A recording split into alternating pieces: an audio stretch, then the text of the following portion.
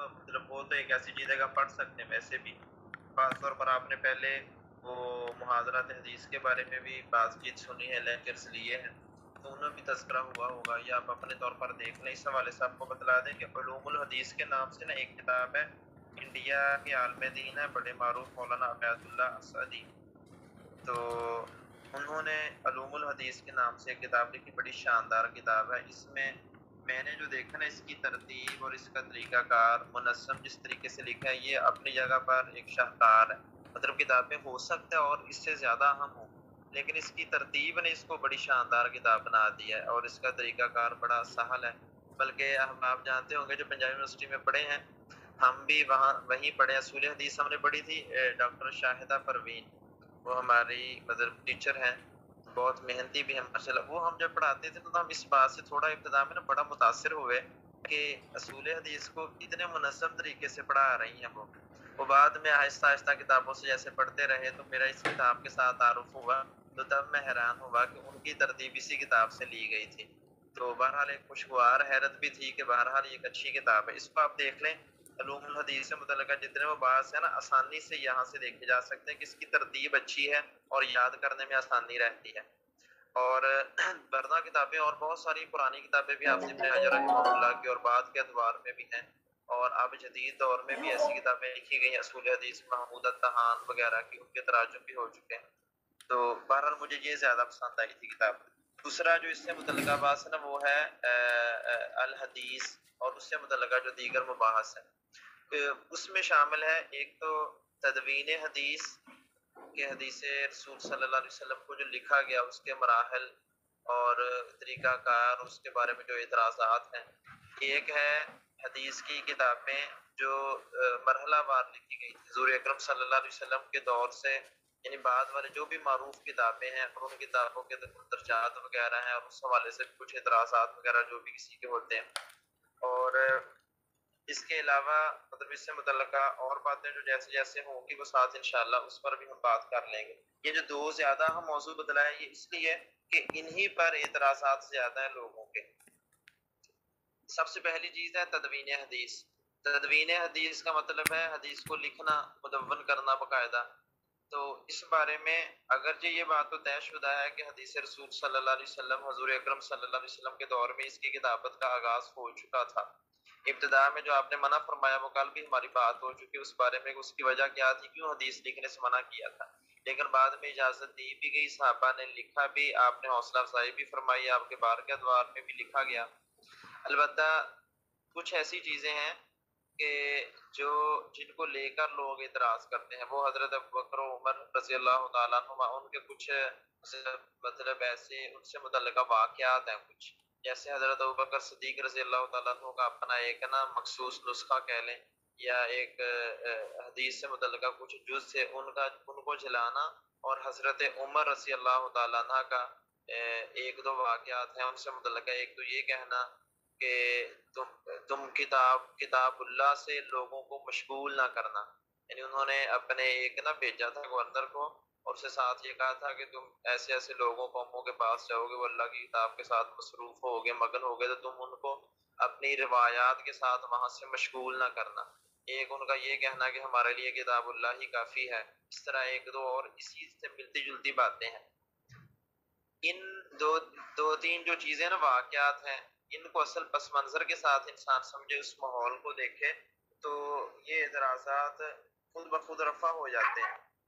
پہلی بات تو یہ ہے حضرت ابوبکر صدیق رضی اللہ تعالیٰ عنہ یا حضرت عمر رضی اللہ تعالیٰ عنہ کی طرف سے جو ایسی واقعات اس میں انتہائی احتیاط کے کہہ لیں کہ اس سے عکاسی ہوتی ہے کہ وہ حدیث رسول صلی اللہ علیہ وسلم کے معاملے میں حد درجہ احتیاط کرنا چاہتے تھے کہ اس میں کوئی انسان اپنی مرضی سے کمی بیشی نہ کر لے, کوئی بات آپ کی طرف منسوب نہ کر دے. اور دوسری بات یہ قرآن کے ذریعے جو مسلمات امت میں رائج ہو چکے ہیں, یہ خدشہ رہتا تھا کہ شاید کوئی بندہ, کیونکہ قرآن دیکھیں ایسی چیز تھی کہ جو تقریباً ہر بندے کو کچھ نہ کچھ جز یاد تھا, اور بہت سارے ایسے تھے جو مکمل حافظ قرآن تھے. تو ایسی چیز نہیں تھی کہ قرآن کے بارے میں کوئی بات بیان کرے تو کہا جائے کسی کو پتہ ہی نہ, کہتے یار میں نے تو اس لیے تم نے سنی ہے. مطلب وہ تو چیزیں رائج ہو چکی تھی قرآن کے بارے میں, ہر بندہ 1 2 4 5 10 15 20 گواہیاں موجود ہوتی تھی کہ یہ قرآن ہے. تو وہ گویا ایک عملی طور پر تواتر کے ساتھ رائج ہو چکا تو امت میں، اور اس بارے میں کوئی شک و شبہ نہیں رہ گیا تھا. لیکن حدیث رسول ایسی چیز تھی، اس کے بارے میں بعض ایسے واقعات، ایسی چیزیں ہیں جو ہو سکتے ہیں ایک ہی بندے نے کچھ سنا ہو آپ سے، باقی نے نہیں سنا، اور ایسی بہت ساری اخبار احاد ہیں کہ جن کو ایک ہی صحابی روایت کرتا ہے، آگے ایک راوی آگے بیان کر رہا ہے، ایک ایک راوی سے آ رہی ہیں. تو وہاں اس کو سچ یا جھوٹ کہنا یہ ایک ایسی چیز تھی کہ جو خود ایک احتیاط کی متقاضی تھی. تو وہاں یہ خدشہ بنتا ضرور موجود رہتا تھا کہ کوئی بندہ کوئی غلط بات ذاتی مفاد کے لیے کوئی انسان اس کو رسول اللہ صلی اللہ علیہ وسلم کی طرف منسوب نہ کر دے، یا کم از کم وہ تو اپنی طرف سے صحیح کہہ رہا ہو، یا سننے میں یا سنانے میں آگے بیان کرنے میں کسی سے غلطی ہو جائے. تو قرآن میں ایسا نہیں تھا. وہاں اگر غلطی ہوتی تو وہ اتنا رائج تھا، نمازوں میں پڑھا جاتا تھا، آپس میں دہراتے تھے، تو اس میں تو یہ امکان ہی نہیں تھا. حدیث رسول میں البتہ یہ امکان موجود تھا. اس وجہ سے ان کی طرف سے نا شدت احتیاط تھی. حضرت عمر رضی اللہ تعالیٰ عنہ کی طرف سے ایسے واقعات بھی ملتے ہیں کہ ان سے جب حضرت ابو موسیٰ اشعری رضی اللہ تعالیٰ عنہ کا واقعہ ہے کہ جب دستک ان کا حضرت عمر سے ملنے گئے، دستک دی 3 مرتبہ نہیں، واپس آ گئے، دوبارہ ملاقات ہوئی تو بتلایا ایسے ایسے ہوا. تو حضرت عمر رضی اللہ تعالیٰ عنہ ان سے فرمانے لگے کہ تم نے یہ کیسی بات کہی؟ تو انہوں نے کہا کہ اللہ کے نبی سے میں نے سنا. حضرت عمر فرمانے لگے اس کی کوئی گواہی پیش کرو ورنہ میں تمہیں نہ غالباً یہ ہے کہ کوڑے ماروں گا یا سزا دوں گا. وہ اب یہ اتنے سخت الفاظ اس لیے تھے کہ شاید مطلب میں نہیں یہ کہنا چاہتا، اللہ تعالیٰ بہتر جانتا ہے، نہ ہم کسی کے بارے میں بات نہیں رکھتے ہیں، نہ کسی صحابی کے بارے میں. ان کے ذہن میں یہ آتا ہو شاید کوئی انسان کسی سزا سے بچنے کے لیے یا اپنی بات کو تقویت دینے کے لیے کوئی بات اللہ کے نبی کی طرف منسوب کر سکتا ہے، یا ڈر خوف کی وجہ سے بھی ایسا ہو سکتا ہے کسی کے. تو انہوں نے کہا کہ میں مطلب ایک بندے سے یہ ہو سکتا تھا کہ اس نے کوئی بات سنی ہے، اس کو غلطی لگے یا کچھ ایسا ہو جائے. تو انہوں نے کہا کہ بھائی اس پر گواہی لاؤ، گواہی پیش کرو. اس طرح یہ عام اصول ہے نا، چھوٹے چھوٹے زندگی کے معاملات میں 2 گواہیاں ہیں. بعض معاملات ایسے نا 2 گواہیاں طلب کی گئی ہیں. ہمارا عدالتی قوانین میں بھی ایسا ہی ہوتا ہے، اور بعض معاملات میں 4 گواہیاں ہیں.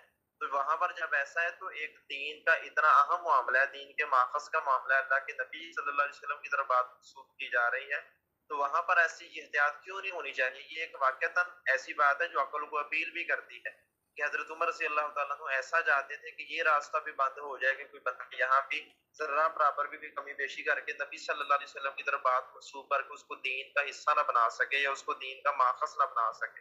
یعنی یہ ایک خدشے کی بنیاد پر تھا. تو انہوں نے ایسی احتیاطیں کی ہیں، اور بھی معاملات میں لوگوں سے گواہیاں طلب کی ہیں. اسی وجہ سے ان کے کچھ ایسی باتیں نظر آتی ہیں کہ ایک عورت نے جب کہا تھا نا کہ اللہ کے نبی نے وہ اپنے جس کو طلاق ہوئی تھی نفقہ اور سگنا کے بارے میں کہ مجھے رسول اللہ صلی اللہ علیہ وسلم نے ایسا کہا، تو حضرت عمر فرمانے لگے کہ ہم ایک عورت کی بات کی وجہ سے اللہ کے نبی کی سنت کو نہیں چھوڑ سکتے. اب وہاں بات یہ نہیں ہے کہ عورت سچی تھی یا جھوٹی تھی، بات یہ تھی کہ وہ صرف ایک عورت بیان کر رہی ہے، جبکہ حضرت عمر رضی اللہ تعالیٰ عنہ کے ساتھ جو دیگر صحابہ وغیرہ تھے ان کا اپنا مطلب یہ تھا کہ اس کے مخالف دوسرا موقف اپنائے تھے، اس وجہ سے کہ انہوں نے آپ سے سنا ہوگا ایسے ہی. تو یہ ان کا نا رویہ ایسا نظر آتا ہے، دیگر معاملات میں بھی نظر آتا ہے. اور یہ بات واقعتاً بڑی درست بات بھی تھی اور اچھی حکمت عملی بھی تھی اس دور میں، کہ جس دور میں حدیث رسول کی تدوین کا اصل وقت تھا، کہ اسی دور میں حدیث جمع ہو رہی تھی، اسی دور میں حدیث کو آگے بیان کیا جاتا تھا، آگے لوگ جمع کرتے تھے، اور یہی حدیث سنا کر آگے بیان کر کے یہ لکھی دے کر آگے اصل جو حدیث کے یعنی جو اصل بڑی کتابیں ہیں نا، ان کتابوں جیسے سیاستہ وغیرہ ان میں یہ احادیث آئیں.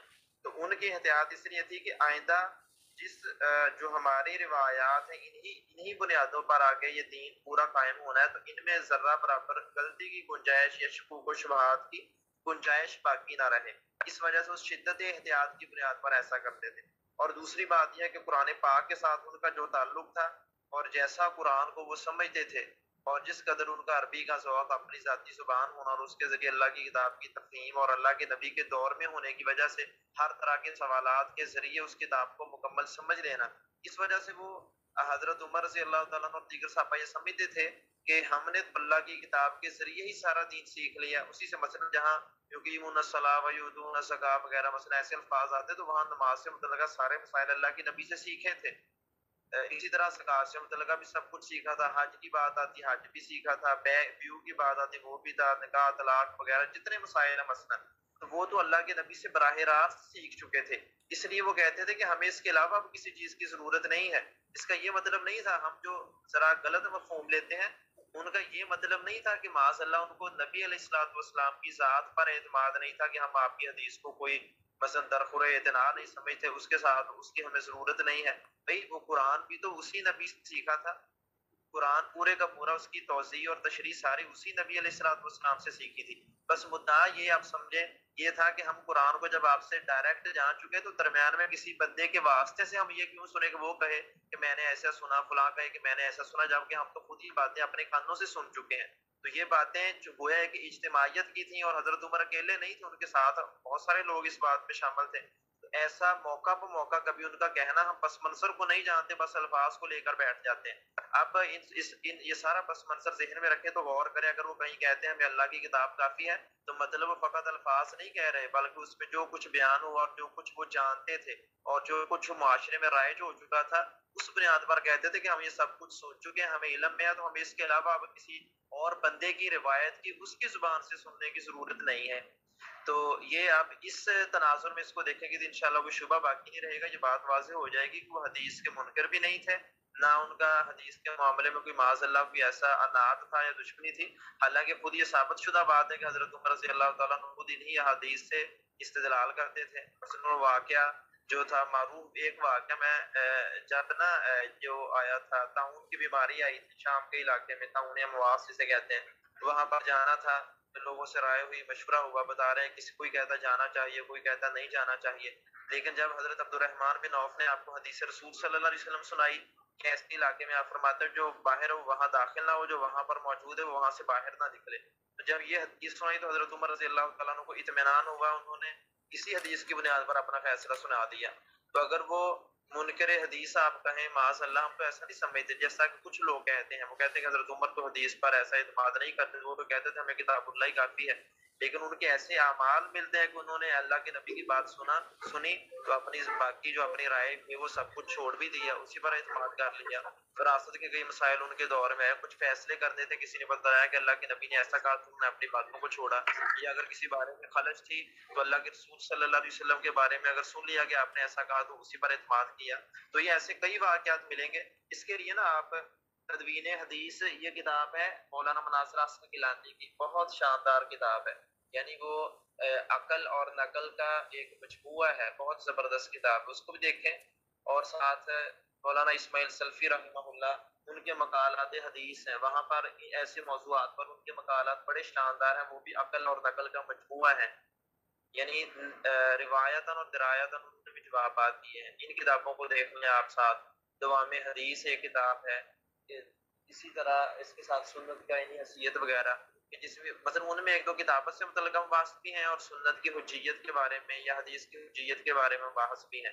تو حضرت عمر رضی اللہ تعالیٰ عنہ وغیرہ اور دیگر صحابہ کے جو اعمال پیش کر کے کچھ لوگ اعتراض کرتے ہیں، اس کی وجہ یہ ہوتی ہے کہ اس پس منظر سے واقف نہیں ہوتے، اس ماحول سے واقف نہیں ہوتے اور کلچر سے واقف نہیں ہوتے. بس ایک آدھ روایت سنی اور اس کی بنیاد پر اپنا ایک موقف بنا لیا، تو اس بنیاد پر اعتراضات شروع کر دیے. تو سارا پس منظر جاننا ضروری ہوتا ہے.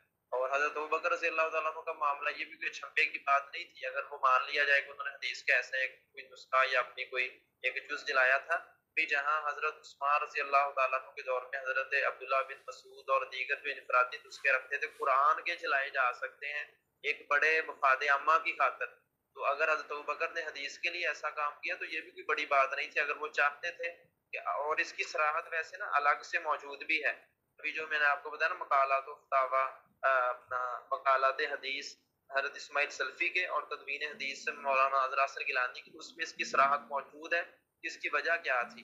اور انہوں نے دیگر تذکرۃ الحفاظ وغیرہ اور دیگر کتابوں کے حوالے سے دیگر اقوال نقل کیے ہیں. ان کا حضرت عائشہ سے ایک مکالمہ ہوا تھا، انہوں نے باقاعدہ وجہ بتائی تھی کہ میں نے ایسا کیوں کیا. وہاں یہ صراحت ہوتی ہے کہ وہ فقط شدت احتیاط تھی اور وہ چاہتے تھے کہ ان باتوں میں کہ جو جس پر امت کا بھی اجماع ہو چکا ہے، امت جو عمل کر رہی ہے، میں چاہتا ہوں کہ شاید اس میں کوئی بات اس کے خلاف نہ آئے اور امت میں اختلاف بنے، تو میں نے یہ کام ختم کیا. دوسری بات یہ بھی تھی، تو وہ کہتے تھے کہ جو لوگ حدیث کو بیان کرنے والے اب فقط بیان کی بنیاد پر حدیث نہیں چل رہی بلکہ امت میں تو رائج ہو چکی تھی. لوگ نماز کا طریقہ، وضو کا طریقہ، طہارت کے مسائل، حج کے مسائل، زکوٰۃ کے ویو وغیرہ سب کچھ یہ تو امت میں رائج ہو چکی تھی. اور صحابہ کرام کی اکثریت مطلب ان چیزوں پر عمل پیرا بھی تھی. ان کو بہت کم مسائل تھے جو انفرادی آپ سمجھ لیں جزوی مسائل ہوتے تھے، فروعی مسائل ہوتے تھے جن کے بارے میں کوئی نا مطلب بہت زیادہ فتاوا وغیرہ یا اس کا ایسی باتوں کو پوچھنا پڑتا تھا جا کر، یا جس کے بارے میں مجھے نہیں پتا، تو وہ فروعی مسائل تھے، ورنہ جو دین کی بنیادیں تھیں یا اصل الاصول تھے وہ تو سارے کے سارے مسلمان تھے اور اس پر عمل چل رہا تھا. اس وجہ سے انہوں نے یہ احتیاط جاری رکھی کہ یہ چیزیں تو ہمیں معلوم ہے، ہمیں الگ سے کسی کی روایت کی یا کسی سے پوچھنے کی یا کسی ایک بندے کی بات پر الگ سے اعتماد کرنے کی یہ ضرورت نہیں تھی.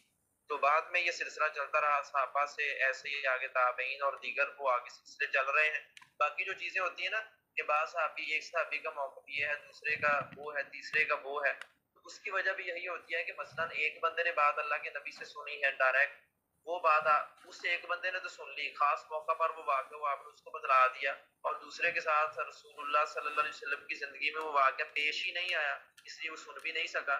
تو دونوں میں اب بعد میں کوئی واقعہ ایسا پیش ہے، جس نے رسول اللہ صلی اللہ علیہ وسلم سے ڈائریکٹ سنا وہ خود فتویٰ دے گا سنی ہوئی بات کے مطابق، جس نے نہیں سنا وہ ہو سکتا ہے اپنا اجتہاد بھی کر لے یا دیگر روایات کے مطابق یا اپنا جو اس نے کسی اور سے سنا اس کے مطابق بات کہہ دے. اس وجہ سے اختلافات بھی ہوئے، جیسا کہ میں نے کل بھی بتلایا، ہمارے جو فقہی اختلافات ہیں نا اس کی سب سے بڑی وجہ دلائل کا ہونا یا نہ ہونا ہے. یعنی ایک جگہ پر مثلا دیکھیں مصر میں کچھ روایات ایک بندے کے پاس ہیں، ایک فقیہ کے پاس ہیں، کوفہ میں وہ نہیں ہے، جو کوفہ یا بصرہ میں ہے وہ شام میں نہیں ہے. اس کی وجہ یہ تھی کہ اس دور میں پورے کا پورا ذخیرہ حدیث باقاعدہ مدور بھی نہیں ہوا تھا، اور کوئی ایک بندہ ایسا نہیں تھا کہ سارے کے سارے ذخیرہ اس کے پاس ہو. یہ بعد کے دور میں آہستہ آہستہ چیزیں زیادہ ہوتی گئی، تو اس وجہ سے وہاں پر کتابوں کی ضخامت بھی بڑھتی گئی. ورنہ شروع کے آپ موطا دیکھ لیں یا جو چھوٹی چھوٹی جو کتابیں تھیں جو اپنی مسانید تھی ان کی وہ تھوڑی ہی تعداد تھی ان میں. اور اسی طرح جو حضرت ابو ہریرہ، حضرت عبداللہ بن مسعود، حضرت علی رضی اللہ تعالیٰ عنہ، حضرت عمر، سب کے جو اپنی ذاتی روایات ہیں وہ تھوڑی ہیں اس لحاظ سے. اسی طرح جو دیگر لوگوں کے پاس کتابیں پہنچی تھیں، یہ مطلب جو روایات جنہوں نے جمع کی ابتدائی دور میں، یعنی سیاستہ کے دور سے پہلے کی بات ہے، وہ چھوٹے نسخے اصلاً اگرچہ جن میں وہ صحابہ کی سنن بھی آ گئی ہیں، ان کی جو روایات بھی آ گئی، ان کے فتاوا بھی آ گئے جیسے مصنفات وغیرہ، وہ تو بڑی ہیں، لیکن جو باقی جو مرفوع روایات والی کتابیں وہ چھوٹی تھی. اس کی وجہ یہ تھی کہ تب ذخیرہ حدیث اپنی اس صورت میں جیسا کہ ہمارے پاس آپ ہے ان لوگوں کے پاس ایسے نہیں تھا. تو وہاں جتنے استاد سے کوئی سن لی باتیں اس کے پاس اتنی ہیں، دوسرے نے سن لی اس کے پاس اتنی ہیں. اس وجہ سے فتاوا میں ہمیں اختلاف نظر آتا ہے. اس کی وجہ یہ نہیں کہ اللہ کے نبی صلی اللہ علیہ وسلم سے جو باتیں نقل ہوئی کہ آپ ہی نے اختلافی بتلائی تھی، بلکہ وہ موقع محل کے مطابق جس نے جتنا سنا وہ آگے بیان کرتا رہا، اور اس سے سننے والا آگے بیان کرتا رہا، تو اس سے جو مسئلہ پوچھے گا وہ اتنے ہی علم کی روشنی میں بتلائے گا جتنا اس نے آگے صحابہ سے سنا ہوگا. تو دوسرے علاقے کا اس علم کی روشنی میں بتائے گا جو اس نے اپنے علاقے کے صحابہ سے سنا ہوگا. اور آپ نے سنا ہوگا، مطلب آپ نے بڑی سنی باتیں ہیں کہ صحابہ کی تعداد یا بڑے بڑے علماء کی تعداد ایک ہی جگہ پر نہیں تھی. مدینہ میں بھی تھے، مکہ میں بھی تھے، کوفہ میں تھے، بصرہ میں تھے، اسی طرح دمشق میں تھے، مصر میں تھے. مختلف علاقوں میں صحابہ بھی پھیل گئے، جیسے جیسے فتوحات ہوئی، جیسے جیسے تبلیغ کی ضرورت پڑی، ایسے ہی دیگر علماء تھے. تو اس وجہ سے اس دور میں علم گویا منتشر تھا، ہر علاقے میں مختلف لوگ جیسے جیسے صحابہ ان کی روایات ویسے ان کے پاس علم. اسی وجہ سے آپ دیکھتے ہیں نا فقہ حنفی میں زیادہ تر حضرت عبداللہ بن مسعود رضی اللہ تعالیٰ عنہ کی روایات اور ان کے فتاوا پر اعتماد ہے، اس وجہ سے کہ جس جگہ سے اس مسلک کی اٹھان ہوتی ہے، کوفہ بصرہ یا عراق کہیں، وہاں پر حضرت عبداللہ بن مسعود رضی اللہ تعالیٰ عنہ اور ان کے شاگرد تھے، اور انہی کی روایات وہاں پھیلی. اور مصر میں آپ کو اور نظر آئیں گے، شام میں اور نظر آئیں گے، مدینہ میں اور نظر آئیں گے. اسی وجہ سے تفسیر میں بھی آپ کو ایسے ہی نظر آتا ہے کہ حضرت عبداللہ بن عباس مکہ میں تو ان کی روایات چلتی ہیں، مدینہ میں حضرت انس وغیرہ، حضرت ابو ہریرہ وغیرہ اور دیگر عبداللہ بن عمر رضی اللہ تعالیٰ عنہ وغیرہ ان کے ایک مسلک یا ان کی روایات چلتی ہیں. کوفہ میں حضرت عبداللہ بن مسعود ہیں، مصر میں کوئی ہے، فلاں شہر میں کوئی ہے. تو اس وجہ سے نا علمی انتشار تھا کہ جمع ذخیرہ نہیں ہوا تھا، اس وجہ سے اختلافات نظر آتے ہیں. یہ میں نے ڈیٹیل اس لیے بتلائی کہ ہمیں بات سمجھ آ جائے کہ ہمارے مسالک جو ہے نا فقی، ان کا اختلاف کوئی ایسا اختلاف نہیں کہ اس بنیاد پر ہمارے تعصبات بن سکیں یا ہم ایک دوسرے کے ساتھ نفرتیں کریں کہ ہمارے مسلک میں یہ بات ہے تمہارے میں نہیں ہے. بھائی اس کی وجہ یہ تھی کہ اس دور میں جتنا ذخیرہ علم تھا اس بنیاد پر انہوں نے اپنے فتاوا اور علمی جو تھا نا اپنا ذخیرہ وہ آگے لوگوں کو پیش کر دیا. لیکن ساتھ وہ کہہ کر گئے ہیں کہ اگر تم کو اس کے مقابل صحیح حدیث یا کوئی اور نصوص ملیں تو آپ ہماری بات یا ہمارے اجتہاد کو رد بھی کر سکتے، اس کو چھوڑ بھی سکتے ہو. تو یہ گویا ہمارے مسالک کے درمیان ہم آہنگی اس طور پر پیدا ہو سکتی ہے اگر ہم یہ جان لیں کہ اس دور میں ذخیرہ علم ابھی مکمل صورت میں ہر ایک کے پاس جمع نہیں تھا جیسا ہمارے پاس ہے. تو اسی وجہ سے آگے اختلافات بھی بنے تھے. اور تدوین حدیث جو شروع ہوئی اللہ کے نبی صلی اللہ علیہ وسلم کے دور سے چھوٹے چھوٹے مثلا کتابیں وغیرہ چھوٹے چھوٹے نسخے یا کہہ لیں یا اپنے چند روایات وہ لوگ اپنے اپنے طور پر جمع کرتے رہے. جیسے حضرت ابو ہریرہ کا وہ جو صحیفہ حمام بن منبہ ہے, حضرت عبداللہ بن عمرو بن عاص کا صحیفہ صادقہ ہے, حضرت علی رضی اللہ تعالیٰ عنہ کی حدیث جو ان کے پاس ہیں, حضرت حکیم بن حزام کے پاس ہیں. اسی طرح دیگر جو صحابہ تھے, کسی نے کوئی خط لکھا, کسی نے کچھ روایات لکھی, کسی کو اللہ کے نبی صلی اللہ علیہ وسلم نے کچھ ہدایات دی. اسی طرح ایسے ہر ایک کے پاس چھوٹی چھوٹی چیزیں جمع شدہ تھیں. حجۃ الوداع کی کچھ تعلیمات ہیں وہ لوگوں کے پاس تھیں. یہ لیکن یہ اسی صورت میں تھی جیسا کہ قرآن میں ابتدا میں ایسا ہی تھا, لوگوں کے پاس تھا, چھوٹے چھوٹے مطلب اجزاء ہی تھے, جتنا جس کو یاد ہے ایسی یہ حدیث تھی ابتدا میں. لیکن یہ طے شدہ ہے کہ وہاں اس کا مطلب کتابت کا ثبوت ملتا ہے. اور اب تو ماشاءاللہ جیسے ڈاکٹر حمید اللہ رحمہ اللہ نے وہ صحیفہ حمام منبہ وہ دریافت کیا جرمنی کی کسی لائبریری سے, اس کو ایڈٹ کیا, باقاعدہ پبلش کیا, وہ میرے پاس باقاعدہ موجود ہے, اس کا ترجمہ بھی, اس کی تخریج بھی. اور بنو ان وہی کچھ ہے جو آج کل صحیح بخاری یا موطا امام مالک میں جو کچھ اس میں سے ملتا ہے وہی کچھ اس نسخے میں ہے. ذرہ برابر تحریف یا کمی بیشی نہیں ہے, تو اس بات کا بڑا ثبوت ہے تاریخی طور پر بھی یا حدیث میں کسی دور میں بھی کمی بیشی نہیں ہوئی. اس وہ نسخہ جو ڈائریکٹ ایک صحابی کا ہے اور آج کے دور میں جو حدیث بعد والوں نے مدون کی ہیں, یہ اس بات کا ثبوت ہے کہ حدیث کا معیار اتنا کڑا تھا اس کی جمع و تدوین اور آگے بیان کرنے کا اور اس پر اعتماد کرنے کا اور اس کو آگے نقل کرنے کا, اتنا سخت معیار تھا کہ اس کی کمی بیشی کی گنجائش رہ ہی نہیں جاتی. اور اگر کوئی بندہ پھر بھی تسلیم نہیں کرتا تو یہ تاریخی شہادت موجود ہے کہ ایک صحابہ کے دور کا نسخہ جو خود جرمنی سے ہی ملا ہے, یعنی یورپین ایک کنٹریز میں سے ہی ایک ملک سے ملا ہے, اور اس کو ایڈٹ کر کے جب اس کو آپس میں تقابل کیا گیا ذرہ برابر کوئی کمی بیشی نظر نہیں آتی. بلکہ اب تو ایک ادارہ میں یہ علمی طور پر آپ کو بتلا دوں علم کے لیے, انصار السنہ پبلیکیشن کے نام سے نا لاہور میں ایک ادارہ ہے, وہ ایک لحاظ سے میں اس کے ساتھ شریک بھی ہوں کہ میرے وہ عزیز ہیں, ماموں ہیں جو اس کے مطلب آنر ہیں اور جو یہ کام کروا رہے ہیں سارا, وہ خود امریکہ میں عبد الخالق صدیقی صاحب, شاید آپ نے نام سنا ہو کسی نے. تو وہ انہوں نے ایک بہت بڑا منصوبہ شروع کیا ہے جو آج سے پہلے پاکستان میں یا ہمارے پورے بر صغیر میں یہ کام نہیں ہو سکا. انہوں نے 60 سے زیادہ حدیث کے مجموعے کسی بھی طور پر, جیسے ہم نے تو سیاستہ وغیرہ کا نام سنا ہے, زیادہ سے زیادہ موطا امام مالک وغیرہ اور مصنفات وغیرہ اور مسانید وغیرہ کے نام سنے, 15 کتابیں 20 جانتے ہوں گے. تو انہوں نے 60 سے زیادہ حدیث کے مجموعے دریافت کیے ہیں جہاں جہاں سے بھی ملے ہیں. اس کے قلمی نسخے عرب ممالک سے, ترکی سے, ہندوستان سے, پاکستان سے, جرمن وغیرہ وہاں سے جو دریافت ہوئے, ان سب کو وہ ایڈٹ کروا کر ان کا تقابل نسخوں کروا کر تو ان کا اردو ترجمہ بھی کروا رہے ہیں اور ان کی تخریج بھی کر رہے ہیں, اور جو متعلقہ اور چیزیں وہ سارا کچھ کر کے ان کو پبلش کر رہے ہیں. الحمدللہ وہ 30 سے زیادہ کتابیں پبلش کروا چکے ہیں, اور میرے پاس ان میں سے 15-20 تقریباً میرے پاس موجود ہیں. ابھی میں نے یعنی جو ابھی نئی شائع ہوئی ہے نا, ان میں یہ حضرت ابو ہریرہ والا پورا نسخہ میرے پاس الحمدللہ وہ ترجمے کے ساتھ بھی, عربی عبارت کے ساتھ بھی اور تخریج کے ساتھ آیا ہے.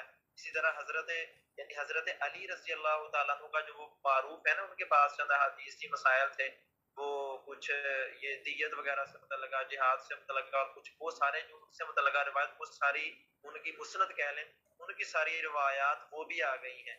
اسی طرح حضرت حکیم بن حزام کی, حضرت ابو بکر رضی اللہ تعالیٰ عنہ کی, حضرت عبداللہ بن عمر کی, انہوں نے یہ ساری الگ سے جمع کر دی ہیں, جو ایک بہت بڑا کام ہے, عظیم الشان کام ہے. تو اگر کوئی دیکھنا چاہے وہ دکھائی بھی جا سکتے میرے پاس ان میں سے چند نسخے, مثلا میں آپ کے سامنے دکھاتا ہوں. ٹائٹل یہ ہے مسند عبداللہ بن عمر, اگر آپ دیکھ رہے ہیں تو یہ اس کو جمع کر دیا گیا ہے.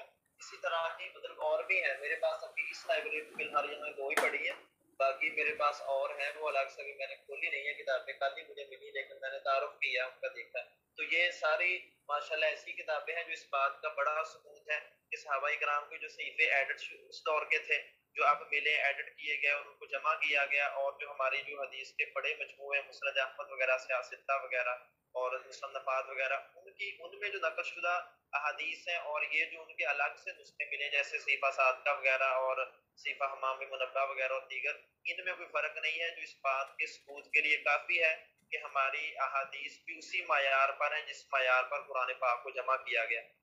تو الحمدللہ یہ بڑی شہادت ہیں جو اللہ ہی کی فضل و کرم سے سامنے آ رہی ہیں ایسی چیزیں. اور ڈاکٹر حمید اللہ رحمہ اللہ انہوں نے بڑا کام کیا ہے, ڈاکٹر مصطفیٰ اعظمی, اسی طرح یہ مصطفیٰ سبائی اور دیگر بہت سارے لوگ ہیں جنہوں نے حجیت حدیث، سنہ و مکانت و تشریح اسلامی وغیرہ اس طرح کی کتابیں لکھ کر سنت کا ایک مقام و مرتبہ بھی متعین کیا ہے اور جو شکوک و شبہات ہیں ان کا رد بھی کیا ہے. تو اس بارے میں مطلب باتیں اور ہو سکتی ہیں، اتنا یہ البتہ کافی ہے ہمارا ذہن یہ کلیئر ہو جائے کہ حدیث معاذ اللہ کی مشکوک چیز نہیں ہے، کہ ہمارے ذہن خود شش و پنج میں شکوک و شبہات کا شکار ہو. اگر ہم خود کلیئر نہیں ہوں گے تو کسی کو کلیئر کیسے کر سکیں گے؟ تو پہلے اپنے آپ کو کلیئر کرنا ضروری ہے. ان کتابوں کو جن کا میں نے چند ایک کا تذکرہ کیا آپ لازمی دیکھیں. تدوین حدیث مولانا مناظر حسن گیلانی کی، مقالات حدیث مولانا اسماعیل سلفی کی، علوم الحدیث کے بارے میں فیض اللہ اسدی کی، محاضرات حدیث ڈاکٹر محمود غازی صاحب کے ہیں. اسی طرح حدیث سے متعلقہ جو مقالات اور ان کے جو کچھ نا آرٹیکلز ہیں ڈاکٹر حمید اللہ کے وہ دیکھیں. اسی طرح ڈاکٹر خالد محمود ہیں انڈیا میں جو برطانیہ میں تھے، وہیں شاید پچھلے سال ہی وفات پا گئے رحمہ اللہ. ان کا بڑا اچھا کام اس حوالے سے، ان کی 2-3 کتابیں اصول اور تدوین اور اس کی تاریخ حدیث وغیرہ پر موجود ہیں. اور بھی بہت کچھ ہے. مولانا مودودی رحمہ اللہ نے بھی جو سنت کی حیثیت وغیرہ کے نام سے اور دیگر کچھ لوگوں نے کام کیے، یہ پڑھے تو ہمارے شکوک و شبہات رفع ہو جاتے ہیں. اور باقی جو عام ہی چیزیں ہیں، اصول وغیرہ بھی آپ جانتے ہیں، حدیث کے مندرجات وغیرہ اس میں کون سے ابواب ہوتے ہیں اور اس میں کیا باتیں بیان ہوتی ہیں، سند اور متن کا سلسلہ کیا ہے، اسماء و رجال کیا ہے، جرح و تعدیل کیا ہے، اور اس سے متعلقہ دیگر جو مسائل ہیں وہ چیزیں جو ایسی ہیں کہ جو فقط یاد کرنے والی، سمجھنے والی ہیں. اصل آپ فوکس کریں کہ جو نظریاتی مباحث ہیں نا، جو مطلب جہاں پر آپ کا نظریہ جانا جا سکتا ہے، اس بارے میں آپ کی رائے کیا ہے، یا کسی صحابی کے حوالے سے کہا جائے کہ اس نے تو ایسا کیا، وہ تو حدیث کے معاملے میں ایسے تھے اور آپ یہ سمجھتے ہیں، یا کسی کے اعتراضات نقل کیے جائیں تو ان چیزوں کو آپ جواب دے سکیں، یہ تیاری زیادہ ضروری ہے. باقی چیزیں تو معلوماتی ہیں، معلومات آپ کسی بھی کتاب سے لے سکتے ہیں.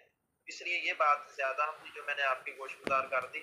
باقی پہلو تو بہت سارے ہیں، تو آپ کو زیادہ ٹائم دینا چاہتا ہوں کہ اگر آپ کے ذہن میں کچھ متعلقہ سوالات ہیں جو آپ کی الجھنے وغیرہ ہیں، وہ آپ مطلب اس کے بارے میں سوال کر لیں تو یہ زیادہ اچھا ذریعہ ہے کہ ہم علم کو اچھے طریقے سے جان سکیں. اللہ تعالیٰ آسانیاں بھی فرمائے اور اس معاملے میں ہماری جو الجھنیں ہیں اللہ تعالیٰ دور کی فرما دے. بارک اللہ فیکم. جی السلام علیکم ورحمۃ اللہ وبرکاتہ. بہت شکریہ ڈاکٹر صاحب. ابھی ہم انشاءاللہ 1 بائی 1 سوالات لیتے ہیں.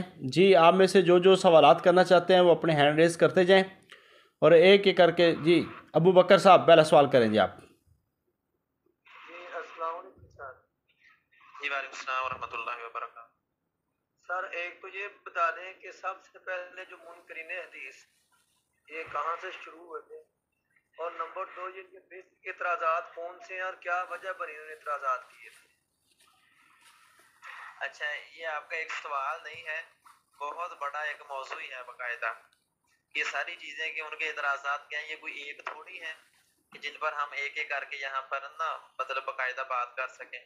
اس بارے میں نا جو مطلب کچھ کتابیں اسی لیے ریکمینڈ کی جاتی ہیں کہ سارا کچھ ہم یہاں بیان نہیں کر سکتے، نہ اتنا ٹائم ہوتا ہے، اور ہر ایک کے اپنے اپنے سوالات ہیں. تو آپ ان کتابوں کی طرف رجوع بھی کریں کہ تدوین حدیث کے اعتراضات جو ہیں وہ اس کتاب میں ہیں. حجیت حدیث پر جو اعتراضات ہیں وہ حجیت حدیث کے نام سے کتابیں بھی ہیں، الگ سے موجود ہیں. دوام حدیث وغیرہ پر بھی جو آپ کو نام لیا، دوام حدیث عبد المنان نور پوری صاحب کی کتاب ہے، اس کا بھی تذکرہ کیا.